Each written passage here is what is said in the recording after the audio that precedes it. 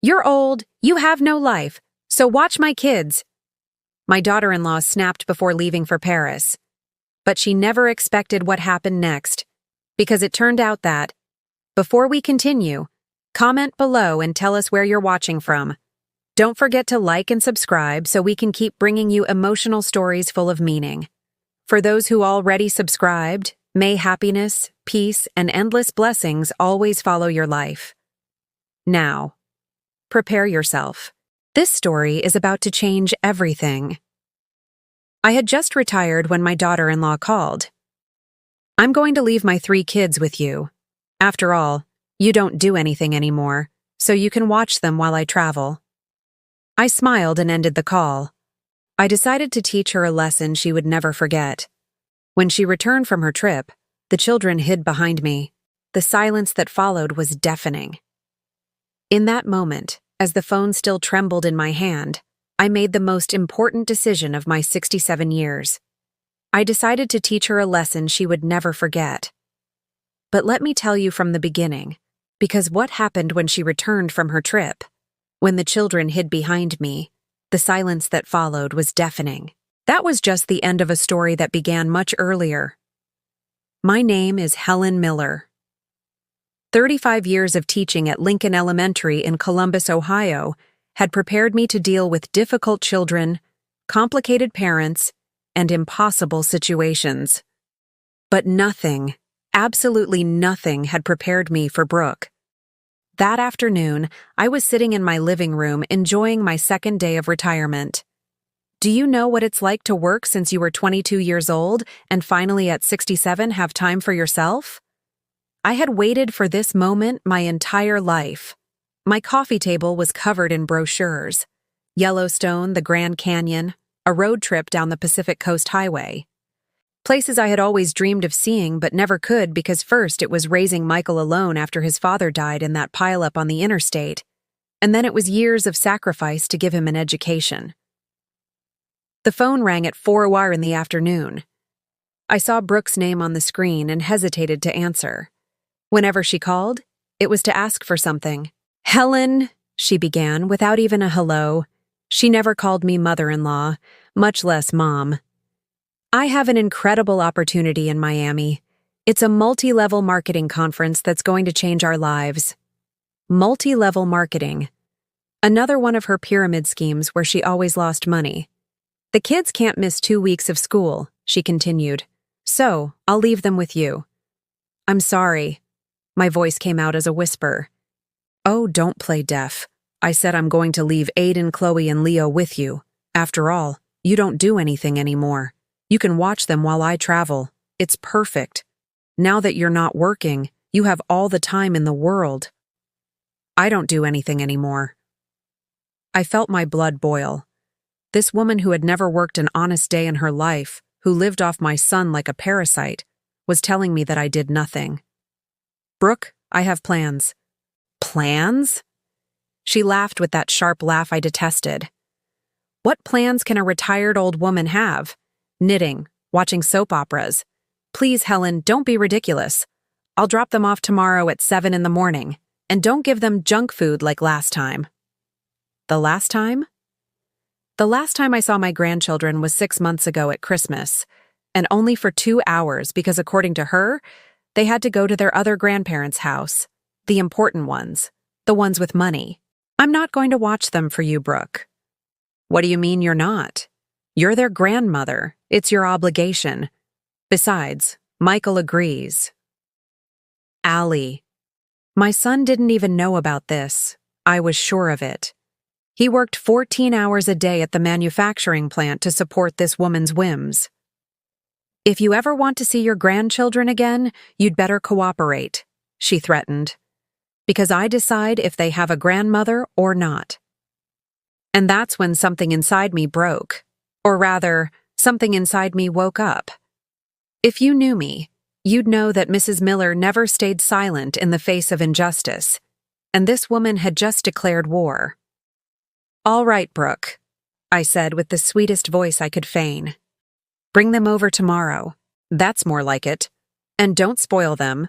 You know they're difficult children. but that's because you never knew how to raise Michael properly. If he had had a decent mother—" I ended the call before she could finish the sentence. I sat there looking at the framed retirement certificate on the wall. 35 years shaping generations. And my own daughter-in-law treated me like a free servant. But if I learned anything in all these years, it's that the best lessons aren't taught with words. I picked up my phone and dialed a number I hadn't used in years. "Carol? Yes, it's Helen. I need your help. Do you remember what you told me about the hidden recorders you used in your divorce?" "Uh-huh. Perfect. And one more thing. Is your sister still working at Child Protective Services?" "Excellent." I hung up and poured myself a chamomile tea. Tomorrow the real education would begin, but it wouldn't be for the children. Brooke was about to learn the most important lesson of her life. Never ever underestimate a retired teacher with free time and a desire for justice. If you're enjoying this story and want to keep discovering how a determined grandmother can change the destiny of an entire family, subscribe to the channel so you don't miss any detail of what's to come. Because believe me, this is just the beginning. That night, I couldn't sleep. As I tossed and turned in bed, the memories of 35 years hit me like waves against the rocks. How did we get here? How did I allow my own family to treat me like an old piece of furniture only useful when they needed it? It all started when Michael was just 3 years old. His father, my Richard, left one rainy October morning heading out on a business trip. The car was part of a 50-vehicle pileup in a blizzard on I-80. 23 people died. Richard was passenger number 24, but he survived for 3 days in the hospital. 3 days in which I spent our savings of 5 years trying to save him. "Take care of our son," were his last words. "Make him a good man." And boy, did I try. I was left with $100 in the bank account, a 3-year-old boy, and a teaching degree from the state university. The first few years were a hell I wouldn't wish on anyone. I worked double shifts, mornings at the public elementary school, afternoons tutoring. Michael ate before I did. If there was money for a pair of shoes, they were for him. If there was enough left for a toy on his birthday, I pretended I wasn't hungry that night. My mother, God rest her soul, would tell me, "Helen, you're going to kill yourself working like this. Find another husband, someone who can provide for you." But I would look at my Michael with those brown eyes just like his father's, and I knew no stepfather would ever love him like I did. No strange man was going to give him the love I could, so I kept going alone. The sacrifices were endless. I remember one Christmas when Michael was 8. I had saved for 6 months to buy him the bicycle he wanted so badly. On the 24th, while he was sleeping, I realized I didn't have money for Christmas dinner. I sold my only piece of jewelry that wasn't my wedding ring, a locket from my grandmother, for $50 so I could make a turkey with all the trimmings. Michael never knew. To him, his mother was invincible. His mother could do anything, and that's how it had to be. When he got to high school, the expenses multiplied. Books, clothes, bus fare, supplies. I was still working my double shifts. But now I also sold pies at the church bake sale on Sundays. My hands. Look at my wrinkled, stained hands with joints swollen from kneading dough at 4 in the morning. But it was all worth it when Michael got into Ohio State University Industrial Engineering. I was bursting with pride. My son, the son of the widow Miller, the one who grew up without a father, was going to be an engineer. It was in his junior year that Brooke appeared. "Mom, I want you to meet someone special," he told me one Sunday after church. There she was in her pastel pink dress, her perfect smile, her shiny black hair falling in waves over her shoulders. She looked like a porcelain doll. She hugged me with a warmth that completely disarmed me. "Oh, Mrs. Miller, Michael has told me so much about you. I admire you so much, raising such a wonderful son all by yourself. You're my hero. How could I not fall into her trap?" I, who had spent 20 years without a sincere hug that wasn't from my son, suddenly had this pretty young girl calling me a hero. The first few years were good. I won't lie. Brooke would come to the house, help me cook, tell me about her humble family from a small town in West Virginia. Her father was a coal miner, her mother a waitress. That's why I understand you so much, Mrs. Miller. You and I know what it's like to struggle. Lies. It was all lies. But I was so happy to see Michael in love that I didn't want to see the signs. They got married when Michael graduated. I paid for half the wedding with my retirement savings. It's an investment in my son's happiness, I justified to myself. Brooke cried with emotion, or so I thought. Then now I know she was crying because she expected a more lavish wedding.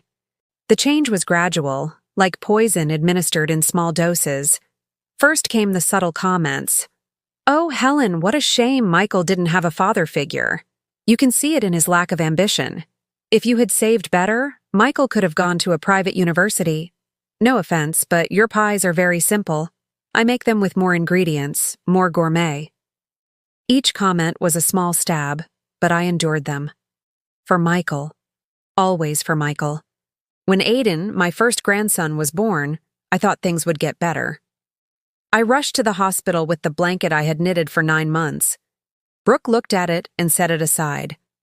"Thanks, but we already have everything from Nordstrom. This? Well, we can donate it." Nordstrom.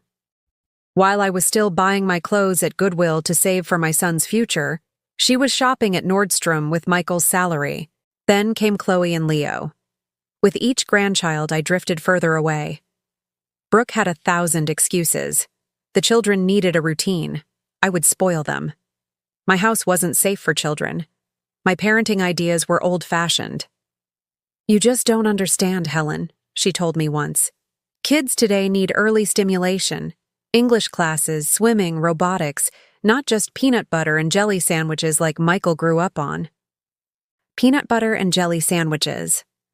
My son grew up with love, with values, with the certainty that he was cherished.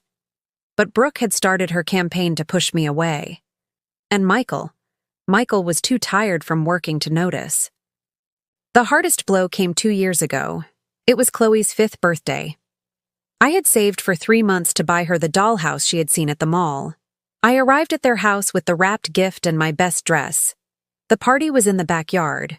There was a bouncy castle, clowns, even a princess show, and I was not on the guest list. "Oh, Helen, what a shame," Brooke said at the door, not letting me in. "It's just a party for her friends from school and their parents. You understand? They're different people. We wouldn't want you to feel uncomfortable."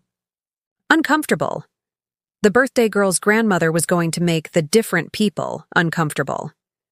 I saw Michael in the background playing with the kids. He didn't look up. He knew I was there and did nothing. I left with my dollhouse and cried all the way home. That night, I donated it to the orphanage. At least there it would be appreciated. And now, after all this, after years of humiliation and contempt, Brooke wanted me to be her free babysitter, as if all the pain she caused could be erased with a snap of her fingers when she needed me. But what Brooke didn't know is that Mrs. Miller had learned a lot more than math and English in 35 years. I had learned child psychology, studied dysfunctional families, seen hundreds of cases of narcissistic mothers who use their children as weapons, and above all, I had learned to wait for the perfect moment to act. I looked at the clock, 3 hours in the morning. In 4 hours, Brooke would knock on my door with 3 children who barely knew me. 3 children who had been trained to see me as the poor grandmother, the boring grandmother, the grandmother who wasn't worth their time. I smiled in the darkness. If there was one thing I knew how to do after all these years, it was transform children. And these 3 were about to discover who their grandmother Helen really was. At 7 sharp in the morning, the doorbell rang. Not 7:05 or 7:10. Brooke was always punctual when it suited her. I opened the door, and there they were, 3 children with sour faces and suitcases bigger than them. I don't have time to chat. Brooke didn't even cross the threshold. Aiden is allergic to dust. Chloe won't eat anything with green vegetables. And Leo needs his iPad to fall asleep. Their medicines are in the blue suitcase. I'll be back in 2 weeks. And Michael, isn't he coming to say goodbye to his children? Michael is working as always. Someone has to support this family. She looked me up and down. Not all of us are lucky enough to retire with a government pension. My pension, $1,500 a month after 35 years of service. Brooke spent more than that on her nails and eyelash extensions. The children entered, dragging their feet. Aiden, 12 years old, with his phone glued to his face. Chloe, 10, with a permanent look of disgust. And Leo, 7, already looking for the television. "Be good for your grandmother," Brooke said, without any conviction. Then she leaned in close to me and whispered, "And don't you dare fill their heads with ideas. Remember that I decide if they ever see you again." She left without saying goodbye to her children. Not a kiss, not a hug, just the sound of her heels clicking away and the engine of her brand new SUV. I stood there with 3 children who looked at me as if I were the enemy. And then I remembered all the moments when Brooke had built this wall between us. Like that time 3 years ago when I wanted to give Michael $500 for a down payment on a used car, Brooke intercepted the money. "Oh, Helen, it's better if we use it for the kids' school tuition. Education comes first, don't you think?" I never saw a receipt for that tuition. A month later, Brooke appeared with a Louis Vuitton handbag. "A friend gave it to me," she said when I asked. A friend, right? Or when my sister Linda died and left me $5,000 in her will. I told Michael excitedly, thinking I could finally fix the roof of my house that leaked every time it rained. Brooke found out. "Helen, Michael, and I are in a tough spot. The company I was working for went bankrupt. Another one of her failed multi-level marketing ventures. And we urgently need that money. We'll pay you back with interest." "Interest?" "It's been 2 years and I haven't seen a single dollar. My roof still leaks and now I have to put out buckets every time it rains." But Brooke's trip to Cancun with her friends last year, that she could afford. "Grandma, where's the Wi-Fi?" Aiden jolted me out of my thoughts. "I need the Wi-Fi now." "The modem is broken," I lied. I had unplugged it on purpose. "What? No way. Mom, Mom." He started screaming as if he were being tortured. "Your mom is gone, Aiden, and screaming isn't going to bring the internet back. You're the worst grandmother in the world. That's why nobody likes you." There it was, Brooke's poison coming out of my grandson's mouth. It didn't hurt. I was prepared. "I'm hungry," Chloe interrupted. "But I'm not going to eat anything you cook. Mom says you're a terrible cook and that's why Dad is so skinny." "And I want to watch YouTube," Leo added. "At home, I watch YouTube all day." I looked at the 3 of them. Perfect products of neglect, disguised as modern parenting. Children who knew no limits, who didn't understand respect, who had been programmed to despise me. But then I remembered the exact moment Brooke crossed the final line. It was last Christmas. I had prepared my specialty, a holiday turkey with stuffing that my mother taught me, green bean casserole and cranberry sauce. I had cooked for 2 days. I arrived at their house with the pan still warm. The kids ran to the kitchen, drawn by the smell. "Don't touch that!" Brooke yelled. "We don't know under what conditions your grandmother prepared it. We'd better order pizza." Pizza on Christmas Eve. I watched as she threw my food in the trash without even trying it. The children looked at me with pity as if I were a beggar who had brought leftovers. "Grandma's food is too greasy," Brooke explained to them, "and her kitchen has cockroaches." A lie. My kitchen is cleaner than an operating room. But Michael was there watching it all and he only said, "Brooke knows what's best for the kids." That night, I decided that my son was lost. But my grandchildren might still have a chance. "Grandma, do something. We're bored." Aiden threw a cushion on the floor. "You know what?" I told them calmly. "Your mother asked me to take care of you, not to entertain you. There's food in the kitchen, water in the tap, and beds to sleep in. If you need anything else, you'll have to earn it." Earn it? Chloe looked offended. We're kids. We don't have to earn anything in this house. Everyone contributes. That's how I was raised. That's how I raised your father before your mother ruined him. And that's how these 2 weeks are going to work. I'm going to tell my mom you're mean, Leo threatened. Go ahead. And while you're at it, tell her I found her Facebook page very interesting. Especially the photos from Puerto Vallarta last month when she was supposedly at a training seminar. The children fell silent. They didn't understand what I was talking about, but they sensed that their grandmother was not the same person anymore. That first night was hell. Aiden kicked his bedroom door. Chloe cried for hours demanding her special food. Leo wet the bed on purpose. They wanted to break me just like their mother had tried to break me for years. But that's when I made the discovery that would change everything. At 2:00 in the morning, I heard sobs from Chloe's room. These weren't tantrums. They were real tears. I entered silently and found her hugging a crumpled photo. What do you have there, my girl? She startled and hid the photo under her pillow. Nothing. Go away. But I had seen enough. It was a picture of me with her when she was a baby. One of the few times I was allowed to hold her before Brooke began her campaign of alienation. Do you miss your mom? I asked, sitting on the edge of the bed. No, she answered quickly, too quickly. Mom always leaves. She's used to it. I mean, I'm used to it. There it was, the first crack in the armor. Brooke hadn't just abandoned me. She had abandoned her own children, using money and gifts as a substitute for love. Chloe, how often does your mom go on trips? I don't know. Once a month, sometimes more. She always says it's for work, but nothing. I'm not supposed to talk about it. Mom says family problems stay in the family. Family problems stay in the family. The golden rule of abusers. Silence. I got up and walked to the door. Before leaving, I turned back. Chloe, would you like to learn how to make the pecan cookies you used to love when you were little? Her eyes lit up for a second before they dimmed again. Mom says your kitchen is dirty. Your mom says a lot of things. Why don't you find out for yourself tomorrow? I closed the door, leaving Chloe with her thoughts. The first seed had been planted. What I didn't know then was that Aiden's phone, the one he couldn't use without Wi-Fi, held messages that would reveal Brooke's darkest secret, messages that would explain why she had really gone to Miami.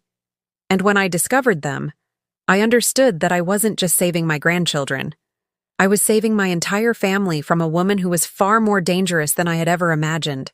The second day dawned differently. I already had my plan in motion. At 6 in the morning, before the children woke up, Carol arrived with a shoebox. Here's everything you asked for, she whispered, handing me the package. 3 recorders the size of a button, a camera that looks like a smoke detector, and this. She pulled out a manila envelope. The credit reports you requested. Helen, your daughter-in-law has debts of $30,000, all in Michael's name. My heart sank. My poor son had no idea. And your sister from Child Protective Services. She's coming tomorrow at 3 as a casual routine visit. But Helen, you need concrete evidence if you want to do something legal. Evidence. That was exactly what I was going to get. When the children woke up, breakfast was on the table. Pancakes shaped like animals, fruit cut into stars, chocolate milk.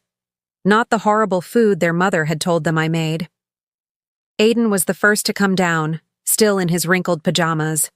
He stopped short when he saw the table. What's this? Breakfast.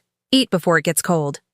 He sat down suspiciously, took a bite, and for the first time I saw something resembling a smile. But he immediately composed himself. It's okay. I've had better. Chloe and Leo came down, drawn by the smell. Leo launched himself directly at the pancakes. They're delicious, Grandma. Shut up, stupid, Chloe elbowed him. We're not supposed to... She trailed off. You're not supposed to what, Chloe? Nothing. After breakfast, I laid out my rules. If you want Wi-Fi, television, or any privileges, you have to earn them. Aiden, your job is to wash the dishes. Chloe, make the beds. Leo, pick up the toys. That's child labor, Aiden shouted. No, my boy. Child labor is what I see on your mother's phone. I took out my phone and showed a screenshot of Brooke's Facebook page. Look, here's your mom in Miami on the beach with a man who is not your father. The 3 children gathered to see. In the photo, Brooke was in a bikini, hugging a man who was definitely not Michael. The hashtag read, New Life. Finally free. That's Uncle Dominic, Leo said innocently. Mom's friend who sometimes comes over when Dad is at work. Aiden quickly covered his mouth, but it was too late. The second piece of the puzzle had just fallen into place. Uncle Dominic, I asked casually. How often does Uncle Dominic come over? We're not supposed to talk about that. Aiden looked at me in a panic. Mom said if we told anyone about Uncle Dominic, Dad would get very sad and could die of sadness. My God, the level of manipulation was worse than I thought. Kids, your dad isn't going to die of sadness. Adults don't work like that.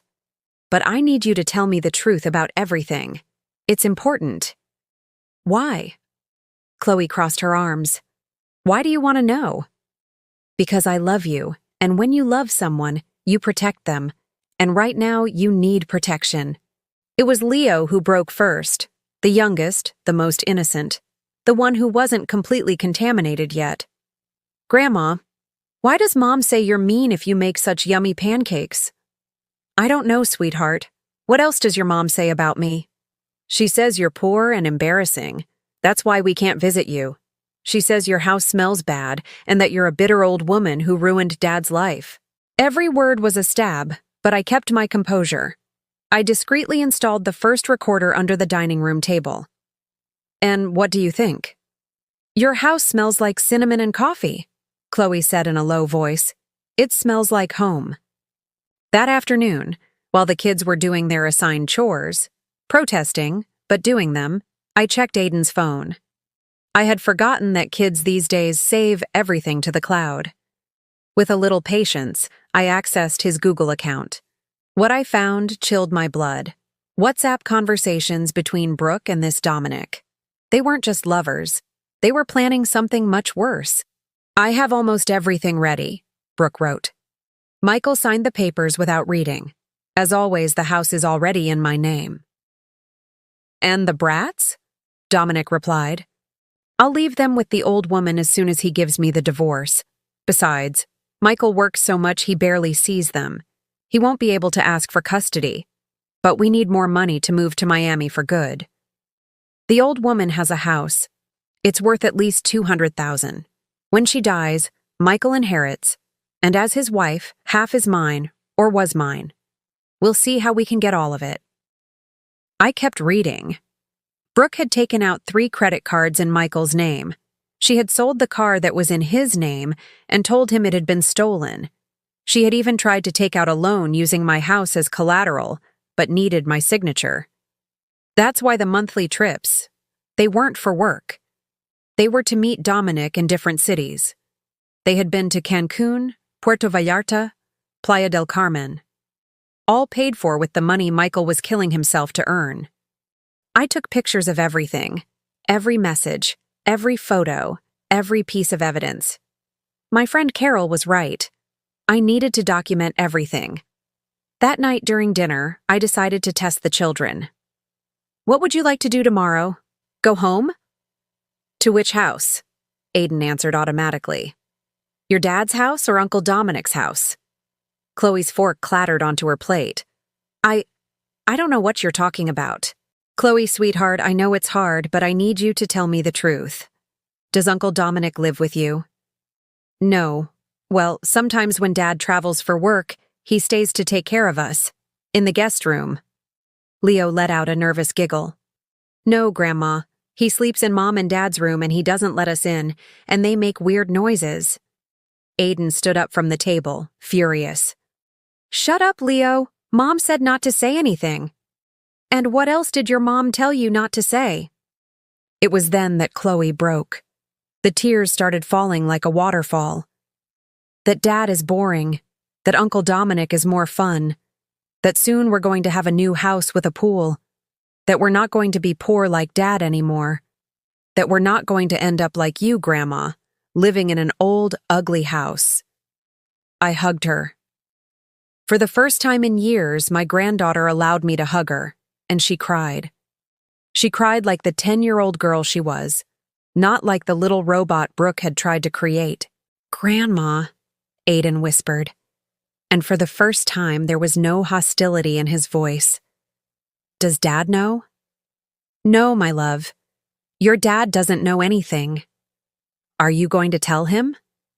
"I'm going to do something better. I'm going to make sure you are all okay, that your dad is okay, and that your mom, well, that your mom gets exactly what she deserves." That night, after putting the children to bed, and for the first time, none of them protested, I called Michael. "Hi, Mom. How are the kids? Brooke told me you offered to watch them." "Offered?" The liar had twisted everything. "They're fine, son. Hey, could you come over tomorrow after work? There's something with the house I need to discuss with you." "Is it urgent?" Brooke asked me not to bother her on her work trip. "It's about a leak in the roof. It could affect the structure." It wasn't a total lie. There was a leak, but it wasn't in the roof. "Okay, Mom. I'll be there around 7. I hung up and looked at the calendar.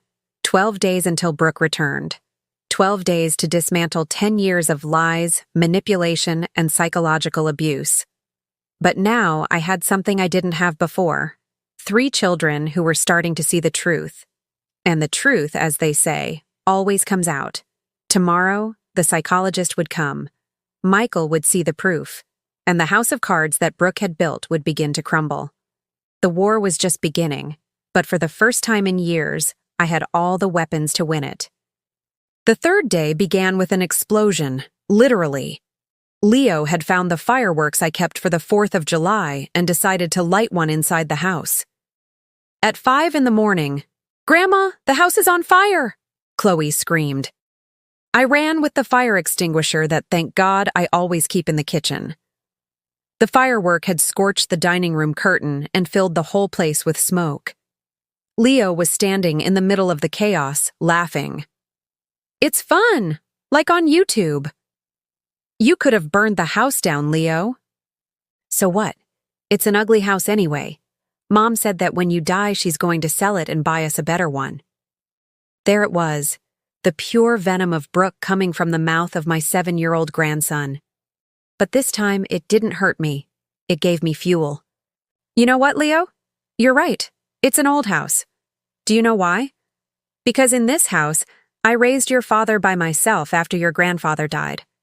In this house, I sewed school clothes until 3 in the morning to pay for his education. In this ugly kitchen, I prepared 1,000 lunches with love so your dad would never go to school on an empty stomach." The boy stopped laughing. "And if your mother thinks she's going to get this house, she is very mistaken because yesterday I changed my will. I'm leaving everything to a foundation for orphan children. Children who would actually appreciate having a roof over their heads." "You can't do that!" shouted Aiden, who had run downstairs. "That house is our inheritance." "Inheritance? You who never visit me, who despise me, who treat me like a servant, want an inheritance? Mom says it's our right." I took out my phone and played the recording I had made the day before of their conversation at dinner. Their own voices filled the room. "Dad is boring. Uncle Dominic is more fun. We're not going to be poor like Dad anymore." The 3 of them stood there petrified. "You recorded our conversation?" Chloe was pale. "I recorded everything, my girl. Every word, every confession. Because when your mother comes back and tries to turn everything against me, I'm going to have proof." It was then that Aiden exploded, and it wasn't pretty. "You're a meddling old hag. That's why Dad never visits you. That's why Mom hates you. You're a bitter woman who can't stand to see anyone happy." He started throwing things. The vase my mother gave me, the picture frames on the shelf, my retirement diploma. all while screaming obscenities that no 12-year-old boy should know. "I hate you! I hate you! I wish you were dead!" Chloe joined the chaos. She went to the kitchen and started throwing plates on the floor. "If you don't give us Wi-Fi right now, we're going to destroy your whole house." Leo, not wanting to be left out, grabbed my photo albums and started tearing the pages. Photos of my wedding, of Michael as a baby, of my parents who are no longer here. Pieces of my history flying through the air like macabre confetti. I stood in the middle of the hurricane, calm, observing.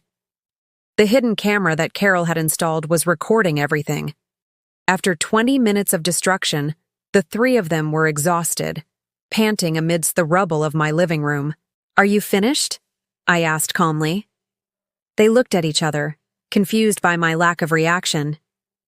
"Now you're going to clean everything up. Every broken piece, every destroyed photo. And while you do it, you're going to think about this. Your mother left you here because she doesn't love you. If she loved you, she wouldn't have gone to Miami with Uncle Dominic. If she loved you, she wouldn't use you as weapons against your father. If she loved you, she wouldn't teach you to hate the only person who truly cares about you." "You don't care about us," Aiden shouted. "Oh no? Who do you think convinced your father not to sell the house when he lost his job 3 years ago? Who lent him money to pay your tuition when Brooke spent the money on her trips? Who has been saving money for your college education since you were born?" I pulled out 3 savings passbooks from the drawer, one in each of their names. Aiden, $4,500. Chloe, $3,800. Leo, $2,500. Every month from my $1,500 pension, I save $100 for each of you. Since I can't see you, at least I can secure your future. But you know what? Tomorrow I'm going to the bank to close these accounts. I'm going to give that money to children who actually value the efforts of others. Aiden grabbed his passbook with trembling hands. $4,500 for me? It was for you. Not anymore. It was Chloe who broke first. Grandma, we didn't know. You didn't know, or you didn't want to know. It's easier to believe your mother's lies than to think for yourselves, isn't it? At that moment, the doorbell rang. It was Lauren, Carol's sister from Child Protective Services. "Good morning, Mrs. Miller. I'm here about a call we received regarding possible child neglect." The children turned white. "Please come in. As you can see, the children have just had an episode." Lauren observed the destruction, took out her camera, and started taking pictures. "Did the children do this?" "Mom says it's their way of expressing themselves," Leo murmured. "Your mother encourages them to destroy other people's property." "Mom says Grandma is old and it doesn't matter what she thinks," Chloe replied. Lauren took notes. "And where is your mother now?" "In Miami on a work trip," Aiden said automatically. "Work?" I took out my phone and showed her Facebook page. A new photo, her and Dominic toasting on a yacht. Lots of work. Lauren reviewed the photos, the conversations I had printed, and the bank statements with the debts. Her expression grew more and more serious. "Children, I need to speak with each of you separately." While Lauren interviewed the children, I picked up the pieces of my broken photos. Each fragment was a memory, but they no longer hurt me because now I understood that I wasn't losing the past. I was reclaiming the future.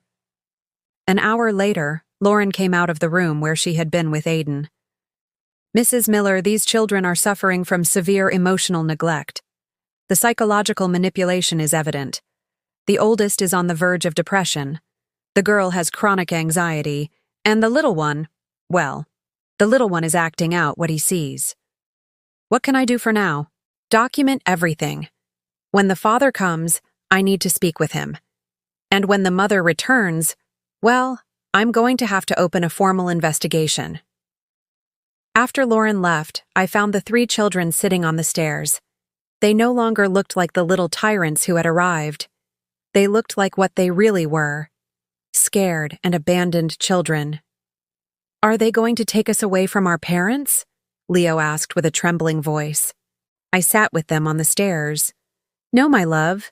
No one is going to separate you from your father. But things are going to change. It's going to hurt. Change always hurts. But sometimes it's necessary.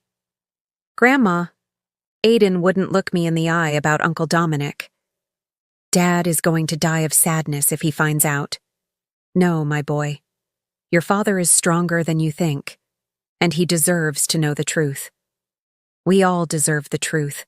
That afternoon, while they cleaned up the mess they had made, this time without protest, I heard Chloe whisper to Aiden, "What if Grandma is right?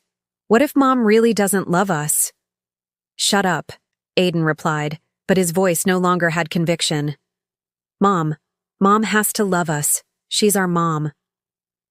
But even he was doubting now. The armor of lies was beginning to crack. That night after dinner, in silence, Leo approached me with something in his hands. It was a torn photo that he had tried to tape back together, the photo of his father on his graduation day. "I'm sorry, Grandma. I tried to fix it." I hugged him. For the first time since he arrived, my youngest grandson hugged me back. "We can fix a lot of things, Leo, but first we have to accept that they're broken." And in a few hours, when Michael arrived, the real reconstruction would begin. Stone by stone, truth by truth, until nothing was left of Brooke's castle of lies. Michael arrived at 7:15. He came straight from work, his engineer's uniform stained with grease and his eyes sunken with exhaustion. When I saw him at the door, for a moment, I saw the 8-year-old boy who used to cry because the other kids made fun of his patched-up shoes. "Hi, Mom. Where are the kids?" "Doing homework in the dining room. Michael, sit down. We need to talk." "Is it about the leak? Can I check it quickly?" "It's not the leak in the roof, son. It's the leak in your marriage." He froze. "What are you talking about?" I placed a folder on the table. Inside were the screenshots of Brooke's conversations with Dominic, the statements from the credit cards she had opened in his name, and the Facebook photos of her work trip in Miami. Michael took the papers with trembling hands. With each page he turned, his face lost more color. This has to be a mistake. Brooke is at a sales conference. Michael, my love, Brooke is in Miami with her lover. The children know. They've known for months." "The children?" His voice broke. "The Uncle Dominic who comes to take care of them when you travel. The one who sleeps in your bed. The one your children have had to endure in silence because their mother threatened them. That you would die of sadness if you found out." I saw the exact moment my son broke. He didn't cry. He didn't scream. He just sank into the chair as if someone had cut the strings holding him up. "I'm an idiot," he whispered. "A complete idiot." "No, son. You're a man who trusted the wrong person. But now you have to be strong for your children." "Dad." Aiden was at the door. He had heard everything.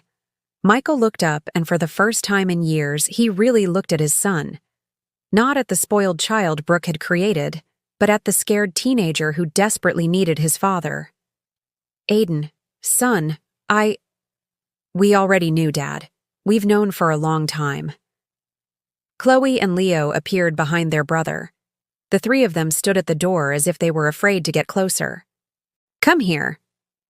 Michael opened his arms, and for the first time in I don't know how long, I saw my grandchildren run to hug their father. The four of them cried together while I made coffee. Sometimes tears are the first step to healing. That night, after Michael took the children to bed early, I was left alone planning the next phase.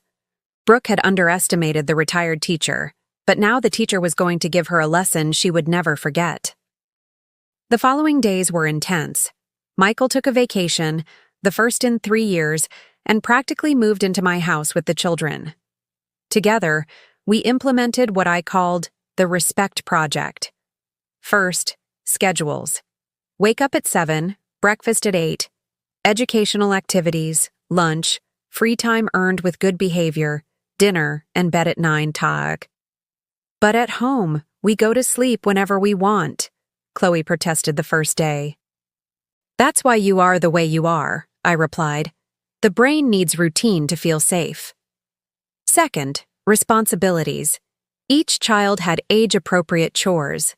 Aiden helped with the garden, Chloe in the kitchen. Leo organized the games. "This is exploitation," Aiden muttered as he trimmed the plants. "No, this is family," Michael corrected him. "In a family, everyone contributes." Third, real consequences. If they didn't comply, there was no Wi-Fi. If they shouted, time out. If they broke something, they fixed it or paid for it with their allowance. But most importantly, family sessions with the psychologist Carol had recommended. Dr. Wallace came to the house 3 times a week. "These children have been used as pawns in a sick game," she told me after the 3rd session. "The mother has conditioned them to reject any authority other than her own. But paradoxically, she herself is absent. It's a classic case of parental alienation combined with emotional neglect. Can it be reversed?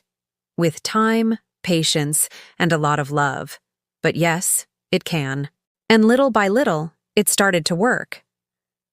On the 5th day, Chloe asked me to teach her how to make pecan cookies. As we kneaded the dough, she started talking. "Grandma, why does Mom hate you so much?" "She doesn't hate me, my girl. She fears me." "Fears you? Why?" "Because I represent everything she is not. I worked my whole life, built something with my hands, raised a son with values. She wants everything easy, fast, without effort. And when someone like me exists, it reminds her that she chose the wrong path." "Is Mom a bad person?" I considered my answer. "Your mom is lost. She made wrong decisions and now she's so deep in her lies that she doesn't know how to get out. But that doesn't justify the harm she has done to you." On the 7th day, Aiden approached me while I was sewing Leo's shirt. "Grandma, can I ask you something?" "Of course, my boy." "Why did you never defend yourself? All these years when Mom spoke badly of you, why did you never say anything?" "Because I thought keeping the peace was more important than being right. It was a mistake. Sometimes silence isn't peace. It's complicity with abuse." "Do you regret it?" "You regret not acting sooner, but I don't regret acting now." On the 8th day, something extraordinary happened. Leo, my youngest grandson, the most damaged by the neglect, brought me a drawing. It was our family, Michael, the 3 children, and me in the center. Brooke was not in it. "And your mom?" I asked gently. "Mom is on a trip," he replied. "She's always on a trip. But you're always here." That night, Michael and I had a conversation we should have had years ago. "Mom, I'm so sorry. I failed you as a son." "No, Michael. I failed you as a mother. I should have taught you to recognize the signs.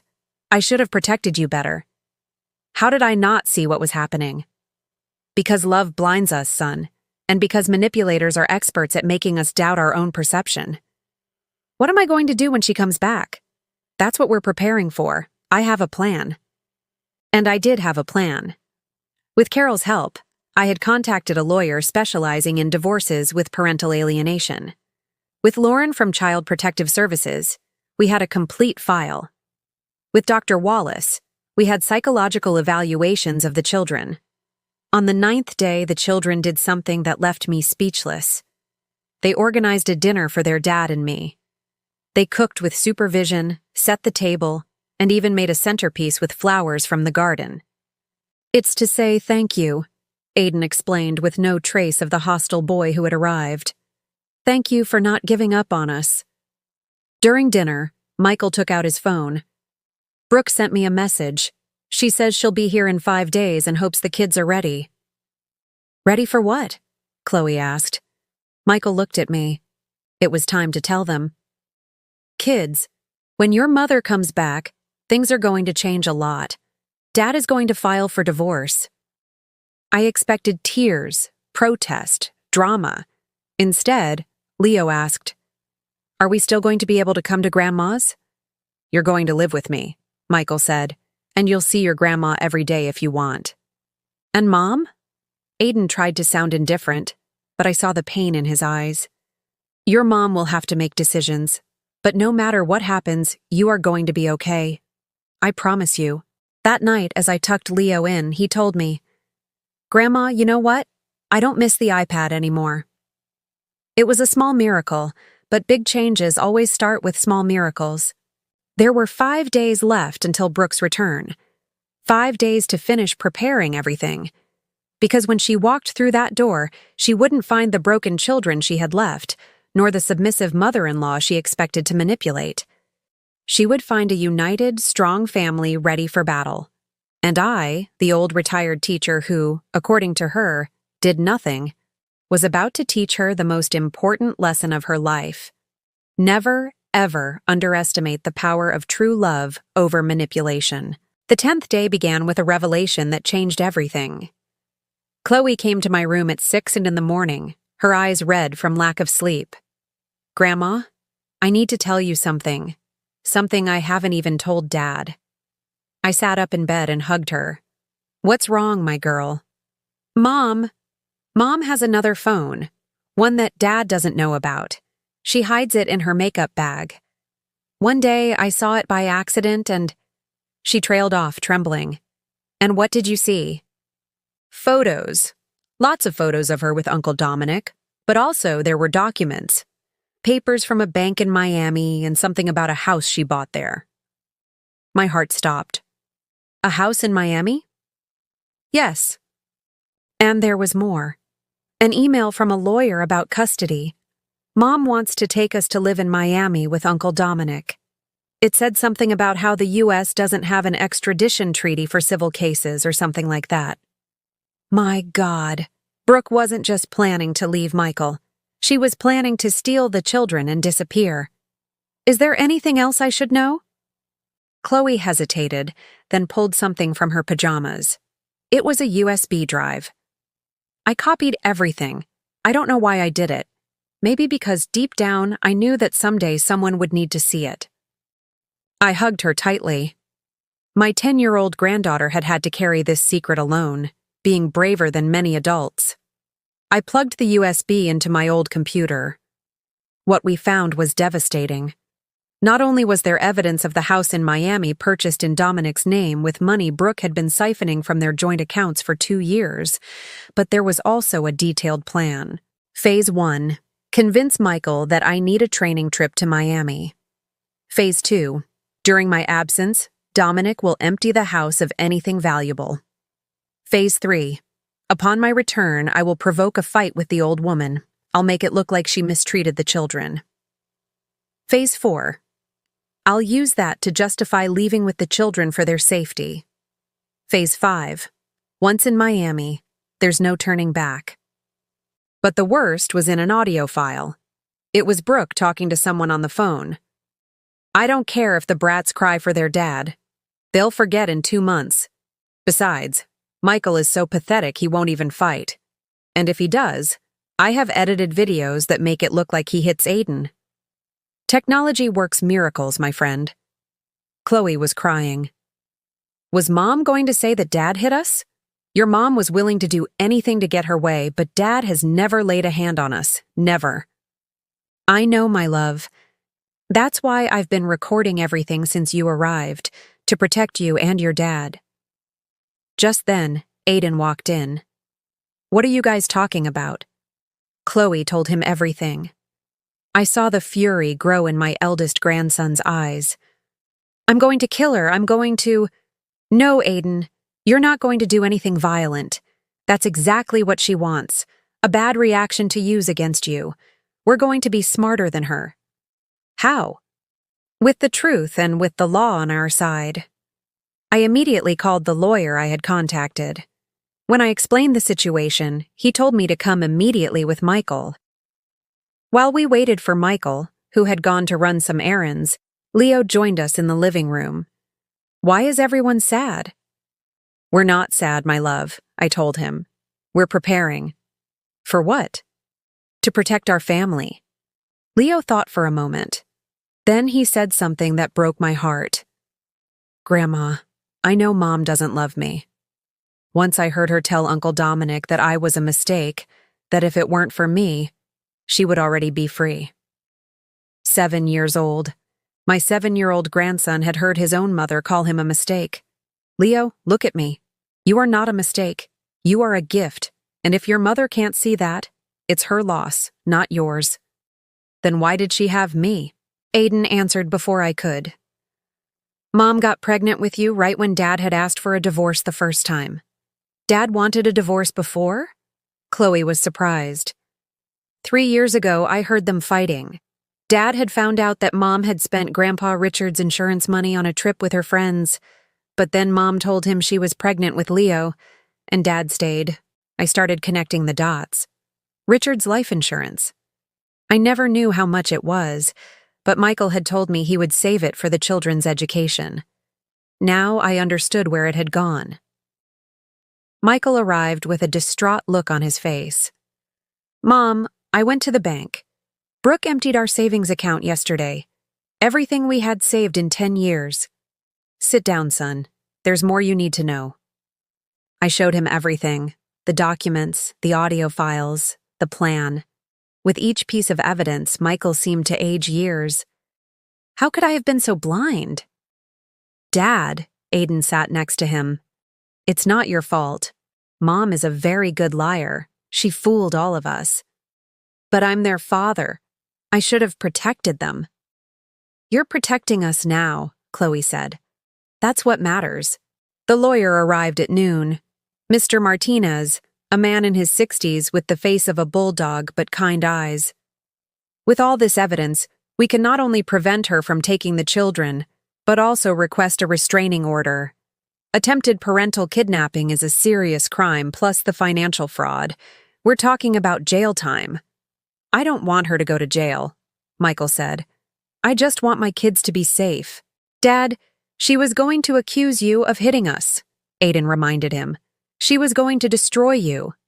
Still, I don't want her children to see their mother in prison. Martinez nodded. I understand. We can negotiate. She gives up custody, returns the money, and there are no criminal charges. But we need to act fast. What if she suspects something? She arrives in 4 days, I said. Perfect. Enough time to prepare everything. After the lawyer left, we all sat in the living room, my little living room that had seen so much history. Kids, Michael began, I want you to know that no matter what happens with your mom, I will always be here and so will your grandma. Is Mom going to go to jail? Leo asked. We don't know, but she's going to have to face the consequences of her actions. Are we going to see her again? Chloe tried to sound indifferent, but it was her mother after all. That will depend on her and on what the judge decides is best for you. That night, as we ate the chili I had made with Chloe's help, Aiden said something that filled me with pride.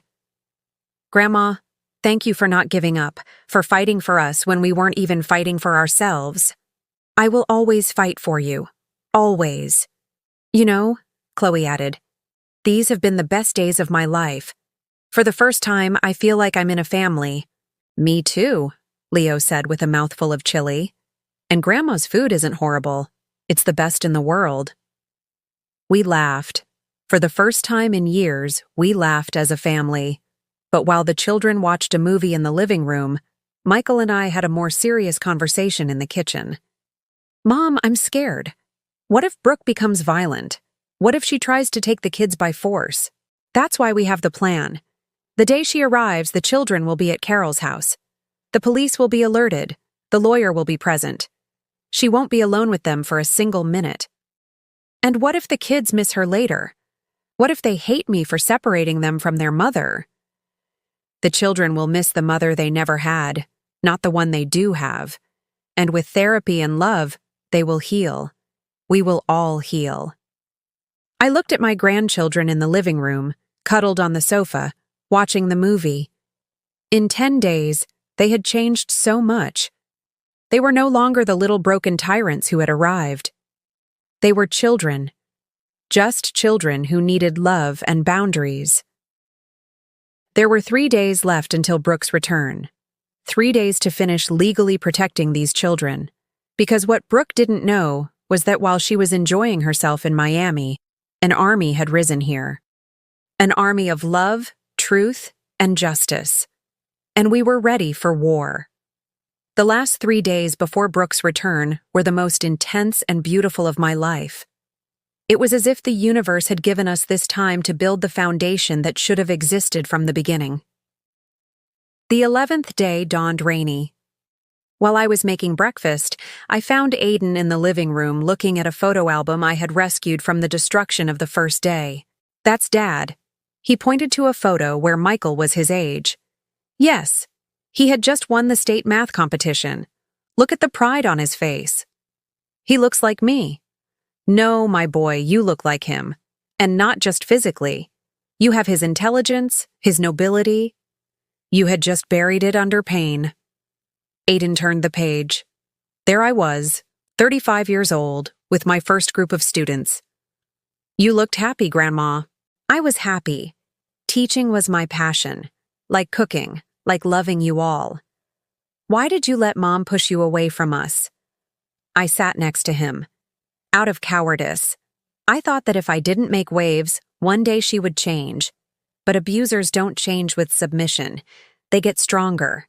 "Grandma, do you think I'm like Mom? Sometimes I feel so much rage inside." "Rage doesn't make you bad, Aiden. What you do with it is what defines who you are. Your mother uses her rage to harm. You can use it to protect, to build, to change what is wrong." That morning, we did something special. I taught them how to make my mother's chili. 32 ingredients, 4 hours of preparation, a ritual I had waited years to share with them. "Why is it so complicated?" Chloe asked as we ground the spices. "The best things in life require time, patience, and love. There are no shortcuts for what is truly worthwhile." Leo was in charge of toasting the spices. His little face of concentration was pure poetry. "It smells like Christmas," he said. "It smells like tradition," I corrected. "Like history. My great-grandmother, your great-great-grandmother, made this chili. She survived the Great Depression, 2 world wars, and now it lives on in us." "Are we history?" Leo seemed amazed by the idea. "We are living history, my love. Each of us carries the stories of those who came before." While we cooked, Michael worked at the dining room table with the lawyer, signing documents, preparing the legal strategy. From time to time, he would look at us with a sad smile. "Dad seems different," Chloe observed. "Your dad is waking up from a very long dream," I explained. "It hurts to wake up, but it's necessary." That afternoon, Dr. Wallace came for a special family session. "I want each of you to write a letter to Brooke, not to send it, but to get out what you're carrying inside." Aiden wrote 3 pages of fury. Chloe, 1 page of questions. Leo drew his mother as a monster with suitcases instead of hands. Michael wrote only 1 line. "I forgive you, but I will not allow you to cause any more harm." I wrote, "I failed as a mother-in-law by not stopping you sooner. I will not fail as a grandmother." "Now," the doctor said, "I want you to burn them. Let go of the pain." In the backyard under the light rain, we burned the letters in a clay pot. As the paper turned to ash, Leo asked, "Are we free now?" "Now we begin to be free," the doctor replied. The 12th day was for practical preparation. Carol came with her sister Lauren from CPS. "The day Brooke arrives, the children will be at my house," Carol explained. "It's better they don't witness the initial confrontation." "But I want to see Mom's face when she realizes we know everything," Aiden protested. "No, my love," I intervened. "Revenge is not our goal. Protection is." Lauren reviewed all the documents. "With this, we can request emergency custody for Michael. Brooke won't be able to get near the children without judicial supervision." "What if she comes with that Dominic guy?" Michael asked. "We'll have a patrol car nearby. Any sign of violence and they'll intervene." That night, while the children were sleeping, I found Michael in the garden looking at the stars. "What are you thinking about, son? About Dad? Do you think he would be disappointed in me?" "Your father would be proud that you are finally doing the right thing." "It took me a long time, but you got there. That's what counts." "Mom, how did you manage to raise a son alone? How did you find the strength? I didn't find it. I built it day by day, decision by decision, just like you are building it now. On the 13th day, the last day before Brooke's return, we decided to do something special, a real family day. We went to the park where I used to take Michael when he was a boy.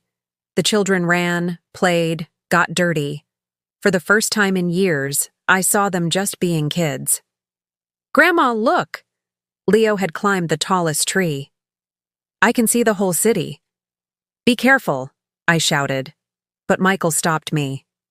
"Let him, Mom. He needs to feel brave." Chloe and I sat on a bench eating corn on the cob. "Grandma, when Mom comes back, is all of this going to end?" "No, my girl. This is just beginning. What's going to end is the fear, the manipulation, the lies." "What if Mom cries?" "Whenever she cries, Dad forgives her for everything." "Not this time. This time your dad has something stronger than your mom's manipulation." "What?" "The truth. And you all to protect." Aiden approached us with cotton candy for everyone. I spent my allowance, but it was worth it. That's my grandson, learning that giving is worth more than receiving. At sunset, we returned home. The children were exhausted, but happy. While I was making dinner, I heard them talking in the living room. "Do you remember when Mom used to bring us here?" Leo asked. "Mom never brought us here," Aiden replied. "Mom never took us anywhere that wasn't the mall, but Grandma did," Chloe said. "In just 13 days, Grandma has given us more than Mom has in years." My heart swelled with love and sadness at the same time. During dinner, Michael made an announcement. "Tomorrow is going to be a difficult day, but I want you to know that no matter what happens, we are a family, and real families protect each other." "Is Mom not family?" Leo asked, confused. "Mom is your biological mother, but family? Family is who is here when things get tough. Family is who loves you unconditionally." "Then Grandma is more family than Mom," Leo concluded with the simple logic of children. That night, as I tucked them in, each one said something I will cherish in my heart forever. Aiden said, "Grandma, thank you for not giving up on me, even though I was horrible to you." Chloe: "Grandma, I want to be like you when I grow up, strong and brave." Leo: "Grandma, can I call you Mama Helen? I already have a mom, but I need a real mom." I couldn't hold back the tears. "You can call me whatever you want, my loves. I will always be your grandma who loves you." Michael and I stayed in the kitchen late going over the plan for the next day. At 10 hours in the morning, I take the kids to Carol's house. At 11 hours, the lawyer comes. At 11:30, the patrol car will be on the corner. Brooke said she arrives at noon and we will be ready. Before sleeping, I looked at the photos of these 13 days I had taken with my old phone. The transformation was impressive. From 3 broken and hostile children to 3 children healing, laughing, being a family. Tomorrow, Brooke would return expecting to find her submissive mother-in-law and her emotionally abandoned children. Instead, she would find the consequences of her actions. She would find that true love is always stronger than manipulation. She would find that the family she had despised had become an impenetrable wall protecting the children she had used as weapons. And I, the old retired teacher, was ready to teach the final lesson, the most important one, the definitive one. It was 11:58 in the morning. Michael and I were sitting in the living room with Mr. Martinez beside us. The documents were on the coffee table like soldiers, ready for battle. My phone showed a message from Carol. "The kids are fine, playing in the yard. They don't suspect a thing." At 12:03, we heard the engine of Brooke's SUV. My heart was beating so hard I was sure Michael could hear it. "Calm down, Mom," he said, taking my hand. "She has no power over us anymore." The door opened without a knock. Classic Brooke, walking in as if she owned the place. She was tan, wearing a new dress that probably cost more than my monthly pension and dragging a Louis Vuitton suitcase. "Ugh, it's so hot," she exclaimed without even looking at us. "Michael, what are you doing here? You should be at work. Where are the kids? I hope you haven't spoiled them, Helen. It's hard enough for me to—" She stopped when she saw the lawyer. "Who is this?" Michael stood up. His voice was firm, nothing like the exhausted man who had arrived 13 days ago. "Brooke, we need to talk." "Talk about what?" "I'm tired from the trip. The kids and I are going home." "The kids aren't here," I said calmly. "And they're not going anywhere with you." Her face changed. The mask of sweetness cracked a little. "Excuse me, Michael, what does this mean?" Mr. Martinez cleared his throat. "Mrs. Miller, I'm Mr. Martinez. I represent Mr. Miller in the divorce and emergency custody proceedings he has initiated." "Divorce?" She let out a nervous laugh. "Michael, honey, what did your mother do to you now? You know she's old and makes things up." "No, Brooke." Michael took out his phone and played an audio file. It was her own voice. "The brats get in my way. As soon as I can, I'll get rid of them. Michael is such an idiot. He won't even notice." The color drained from Brooke's face. That's edited. It's illegal to record someone without their consent." "It's also illegal," the lawyer interjected, "to open credit cards in your husband's name without his knowledge. $30,000 in debt." "Ma'am, I don't know what you're talking about." Michael placed the bank statements on the table. "3 cards, Brooke, all documented. We also have," I continued, "evidence of the house in Miami. The one you bought with Dominic using the money you stole from the savings account." "I didn't steal anything. It's joint money which you emptied without your husband's consent to buy a property in your lover's name," the lawyer specified. "That's marital fraud." Brooke looked at me with pure hatred. This is all your fault, you meddling old woman. You always wanted to separate me from Michael." "No, Brooke, you separated yourself. I just documented your crimes." "Crimes? Please, what are you going to do? Sue me for being unhappy in my marriage?" "No," said Martinez, pulling out another document, "for attempted international parental kidnapping. We have your complete plan to take the children to Miami without paternal consent." Brooke staggered. She had to grab the back of the sofa. "The children are mine. I gave birth to them." "Children are not property," I replied. "And after 13 days with me, they made a decision." "What did you do to them? Did you brainwash them? This is parental alienation." Michael laughed bitterly. "Parental alienation? Seriously? The woman who told our children their grandmother was a dirty, poor old woman is talking about alienation. I want to see my children now." "No." Michael's voice was pure steel. "First, we're going to establish the rules." Martinez opened his briefcase. "Ma'am, you have 2 options. First, you accept the divorce, waive custody, return the stolen money, and leave without making a scene. In return, we don't press criminal charges. And the second, we fight in court. With the evidence we have, you will not only lose the children, but you will also face charges for fraud, attempted kidnapping, and psychological abuse. 3 to 5 years in prison." Brooke collapsed onto the sofa. For the first time since I'd known her, I saw her without a mask. And what I saw was pathetic. An empty woman who had built her life on lies. "You can't do this to me. I have rights." "The children also have rights," I said. "The right not to be manipulated, used, and emotionally abandoned." "I never abandoned them." "Oh no? How many trips have you taken this year, Brooke?" 18. We have it documented. 18 times you left your children to be with Dominic." "That's a lie." I took out my phone and showed the Facebook photos of her and Dominic on every trip, while her children were left with a neighbor, with anyone but their father or grandmother. "The children know everything, Brooke. They know about Uncle Dominic. They know he sleeps in their father's bed when he's not there. They know you call them brats. They know you were planning to take them to Miami." "I want to talk to them." "Not until you sign the papers," Michael said. Brooke took out her phone. "I'm going to call Dominic. He's a lawyer. He'll defend me."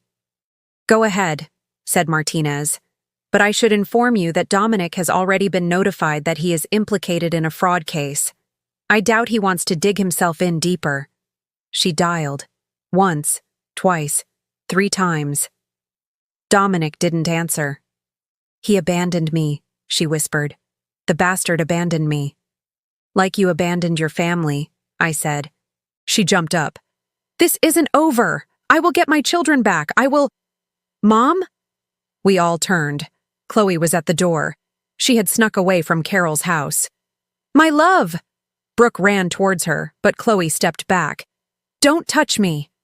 Chloe, my baby, what did they do to you? What did this old woman tell you?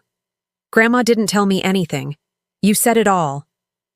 In your messages with Uncle Dominic, in your lies, in every time you left us, I was working to give you a better life.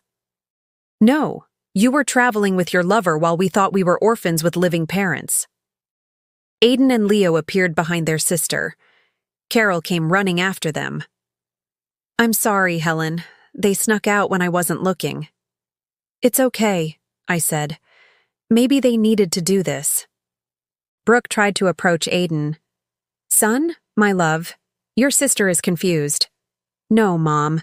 You're the one who's confused if you think we're going back with you. I am your mother.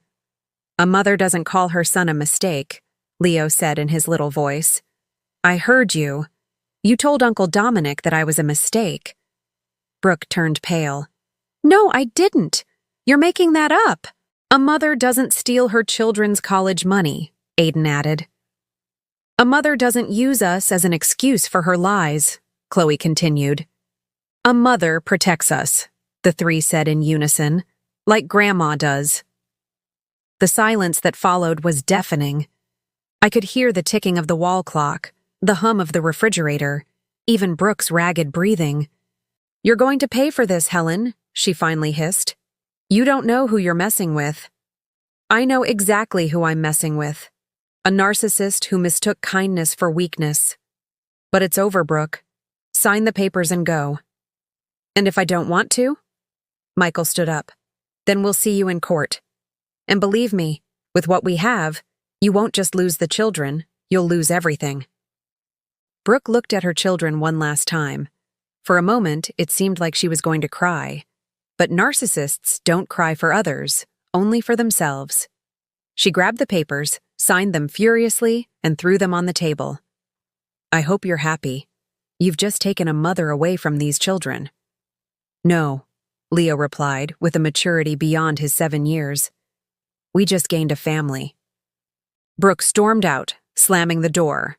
The engine of her SUV roared and faded away, taking 10 years of toxicity with it. The children ran to hug their father. The 4 of them cried, wrapped in an embrace while I went to make chamomile tea for everyone. Is she gone for good? Chloe asked. I don't know, Michael answered honestly. But if she comes back, it will be on our terms. And if she doesn't come back— Leo's voice trembled. I sat with them on the floor, something I hadn't done in years. If she doesn't come back, we will move on because you don't beg for love, my children. Love is given freely, or it isn't love. Aiden looked at me. Grandma, are you okay? I'm better than okay, my boy. For the first time in 10 years, this family is free. That night, as we ate the chili we had prepared days before, Michael raised his glass of iced tea. To Mom, to the woman who saved us all. To Grandma, the children shouted. But I raised my glass for something else. To the truth. Because in the end, the truth always wins. And as I looked at my family, my real family, gathered around my humble table, I knew that all the pain had been worth it. The teacher had taught her last and most important lesson. It's never too late to stand up for what you love. 3 weeks had passed since Brooke slammed the door. 3 weeks of peace that were shattered one Thursday afternoon when she showed up unannounced. But this time she wasn't alone. I was in the garden with the children teaching them how to plant tomatoes when we heard voices at the entrance. I demand to see my children. I have a court order. Michael had gone to work. We were alone, but I was no longer the same helpless woman from before.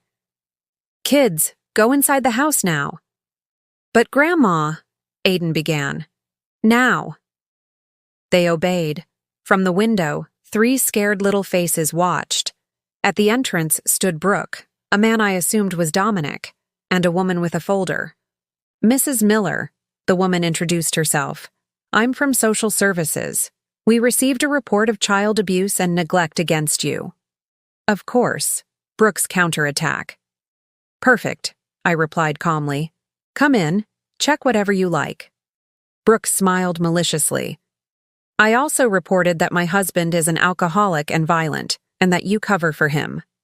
Dominic added, We have witnesses who will confirm everything. Witnesses? I laughed. How much did you pay them? The social worker, a young woman named Patricia, seemed uncomfortable. Ma'am, I need to speak with the children alone. Of course, but first, can I show you something? I took out my phone and played a video. It was from day 3 when the children destroyed my living room. It clearly showed me remaining calm while they acted violently. This is what Brooke calls abuse, not responding to violence with violence. Patricia watched intently. The children did that? Ask them, and ask them why they did it. That doesn't prove anything, Brooke shouted. This old woman has them threatened. At that moment, Michael arrived. He had left work early. Behind him were Mr. Martinez and, to my surprise, Lauren from Child Protective Services. Patricia, Lauren greeted her colleague. What are you doing here? We received a report. Yes, we were notified. That's why I came. This family has been under my supervision for 3 weeks. I have a complete file. Lauren pulled out a thick folder. Psychological evaluations of the children, therapy reports, evidence of emotional neglect by the mother. Attempted international kidnapping. That's false. Brooke was losing control. We also have this. Michael took out his phone. Recordings of Brooke admitting the reports are false. He pressed play. It was a conversation between Brooke and Dominic from that very morning. It was recorded because Dominic, trying to save himself, had started recording everything. It doesn't matter if it's true or not, Brooke's voice said. I just need CPS to believe me to get the brats back. With them in my possession, Michael will give me whatever I want. Dominic turned pale. You told me you didn't know I was recording. You imbecile! Brooke slapped him across the face. Patricia, the social worker, was speechless. Mrs. Miller, this is very serious. Filing false reports is a crime. I want to talk to my children, Brooke demanded. Talk to them, I said. But from here. Kids, you can come out. The 3 of them came out holding hands. They stood 10 feet from their mother. Tell this woman the truth, Brooke ordered. Tell her how your grandmother abuses you. Grandma taught us how to cook, Leo said. Grandma listens to us, Chloe added. Grandma loves us, Aiden concluded. You just use us. She brainwashed you. It's parental alienation. Lauren intervened. Mrs. Miller, in my 20 years of experience, I have never seen such a clear case of projection. You accuse others of exactly what you do. I have something else to show, I said. I went into the house and came out with a box. These are all the cards, drawings, and letters the children have made for me over the years that you threw in the trash. I rescued them from the can when I came to visit. Look at the dates. Patricia reviewed the contents. There were dozens of discarded expressions of childhood love. For my grandma that I can't see. She read from a letter from Chloe from 2 years ago. I miss you, but Mom says you're busy. There's also this. Michael pulled out an envelope. The results from the private investigator I hired. Brooke has been living a double life, not just with Dominic. She has profiles on 3 dating apps, all active. Dominic exploded. What? You told me I was the only one. Shut up, you idiot. Brooke was cornered. Patricia closed her folder. I've seen enough. Not only is there no evidence of abuse by Mrs. Helen Miller or Mr. Miller, but there is clear evidence of manipulation and false reports by Mrs. Brooke Miller. Furthermore, Lauren added, I am going to recommend that the mother's visits be supervised and that the children continue therapy. You can't do this." "Yes, we can," said Martinez. "And there's more. Mrs. Miller, you are being sued for fraud. The banks have already been notified of the fraudulent credit cards." Brooke looked at me with a hatred that could melt steel. This is all your fault." "No, Brooke. I only brought to light what you did in the darkness." It was then that Dominic spoke. "I'm leaving. Brooke, you lose. I'm not going down with you." "You can't leave me. You promised we would be together. You promised you were rich, that the house in Miami was yours." It was all a lie. Dominic left, leaving Brooke alone in the yard. For the first time, I saw her as she truly was. An empty woman who had gambled everything on lies and lost. "You have 5 minutes to leave," Michael said, "or I'm calling the police." Brooke approached the children one last time. "Someday you will understand what you did to me, and you will regret it." "No," Aiden replied with surprising maturity. "Someday, maybe you will understand what you did to us, and I hope you regret it." Brooke left. This time she didn't slam the door. She left defeated, empty, alone.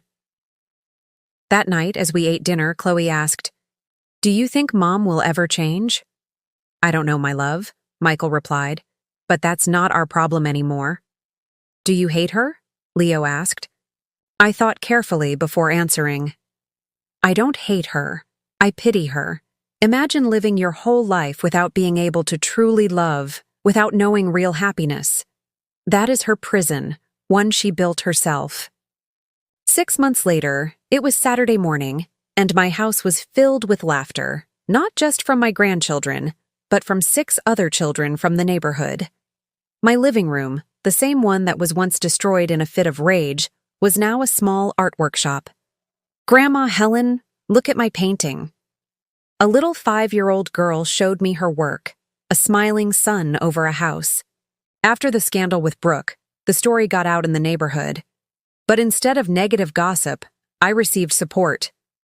And when I mentioned that I missed teaching, the mom started asking if I would give private lessons. Now, I had Helen's Art House, classes in painting, crafts, and traditional cooking for children. I charged a fair price, $20 per class. But the real payment was seeing those happy little faces. "Mom!" Michael came in with coffee and cookies for everyone. He had changed so much. The exhausted and defeated man now smiled. He had gained a healthy amount of weight, and his eyes sparkled. "How's the class going?" "Perfect, like everything lately." The divorce had been finalized 3 months ago. Brooke didn't fight anymore, especially after the bank sued her and she had to declare bankruptcy.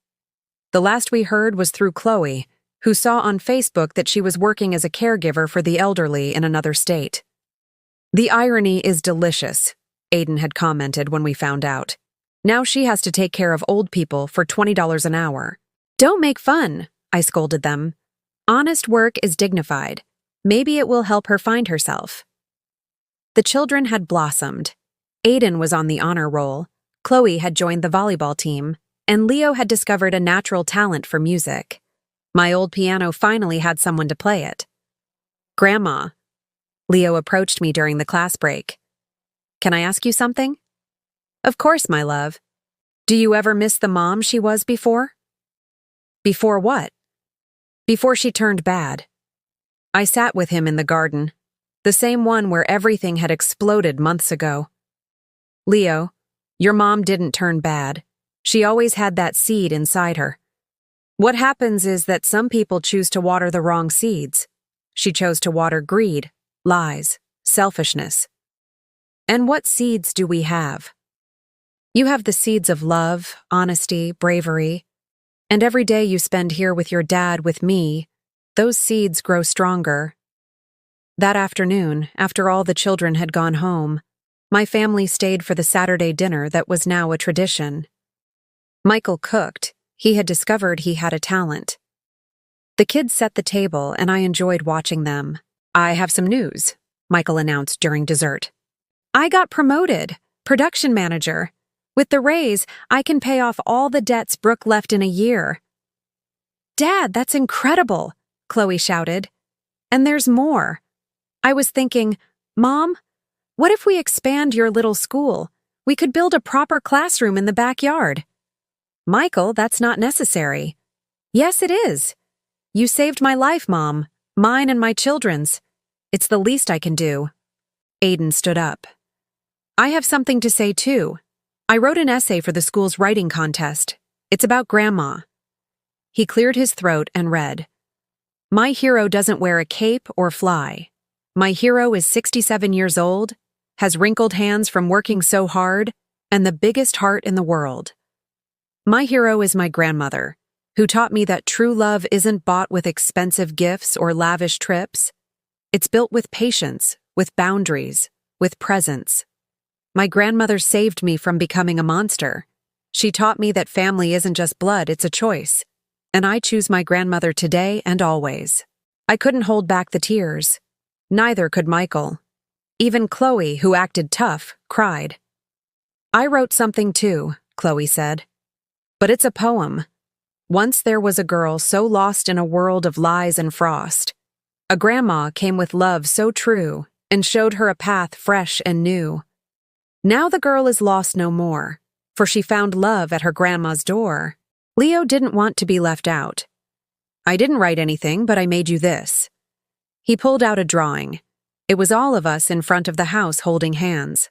Above it, he had written in his child's handwriting, My real family. That night, after everyone had gone to sleep, Michael and the kids stayed on weekends, I went out to the garden. The full moon illuminated my tomato plants, which were already beginning to bear fruit. I thought of Richard, my husband. I did it, my love. I raised our son, and now I'm raising our grandchildren. Not how we imagined, but I'm doing it. I thought of Brooke alone somewhere, taking care of the elderly for pennies. I hope you find peace. I whispered to the wind. I hope one day you understand that love isn't manipulated, it's cultivated. And I thought of myself, the retired teacher who didn't do anything anymore. I smiled. I had never done so much. I had never been so useful. I had never been so happy. The following Monday, while preparing for the next art class, I received an unexpected call. Mrs. Miller, this is the principal of Lincoln Elementary. We heard about your art school. We were wondering if you'd be interested in giving workshops here as well. Paid, of course. Life was giving me back everything I had sown with interest. But the best reward came a month later. It was Mother's Day. I didn't expect anything. I had never been celebrated much on that day. That morning, the children woke me up with breakfast in bed. Happy Mother's Day, Mama Helen, the three of them shouted. But I'm your grandmother.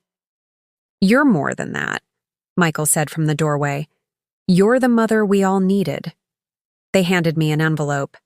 Inside were legal papers. What is this?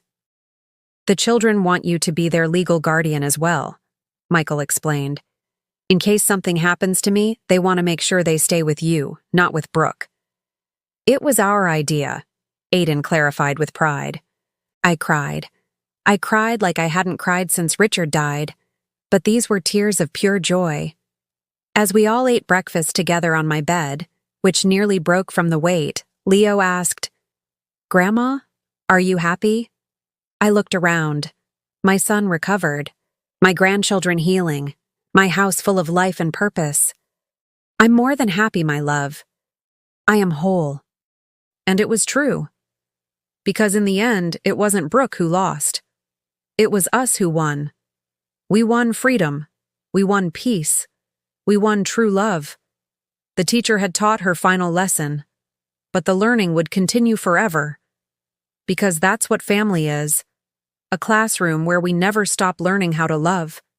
If this story touched your heart, if it reminded you that it's never too late to stand up for what you love, if it inspired you to set healthy boundaries, share it.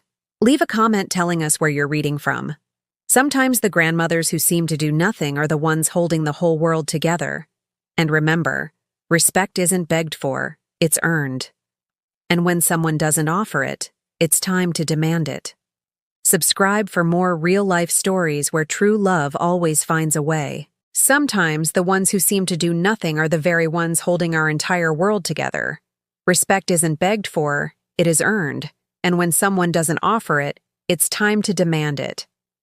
If Mama Helen's fierce love touched your heart today, hit subscribe and share this video.